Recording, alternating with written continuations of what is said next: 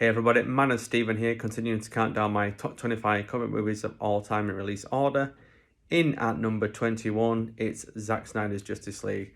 Now, this film, to me, is as close to a perfect comic movie as you're ever going to see. It's literally like taking the comics or the DCAU and doing it in live action. I think the story's great.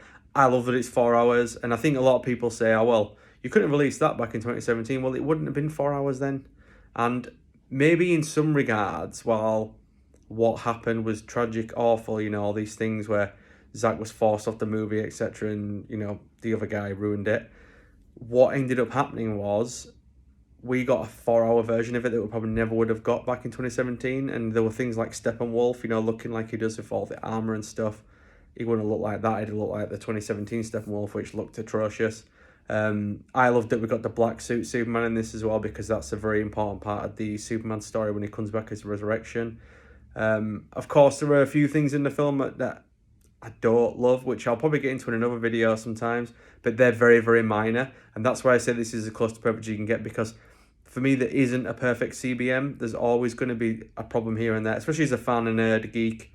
I'm always going to find something to nitpick at, but this to me is absolutely perfect. I'm not going to dive into the movie verbatim, but I just absolutely love this film. I think the whole 2017 debacle, that was just awful. And this guy right here, Henry Cavill, who's, one of my favourite Supermans, and he's probably top 3 for sure, maybe even number 1.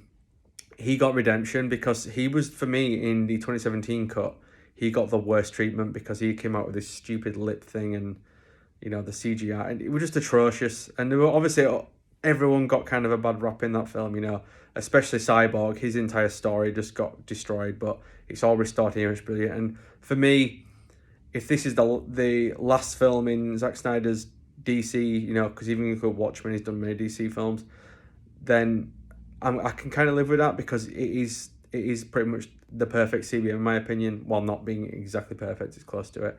And again, I said it's 4 hours long. I love that it's 4 hours long because I get to spend 4 hours in my favourite world in general, the DC universe. So yeah, that's my number 21. Look out for my number 22 coming in the upcoming days. And until then, keep being super.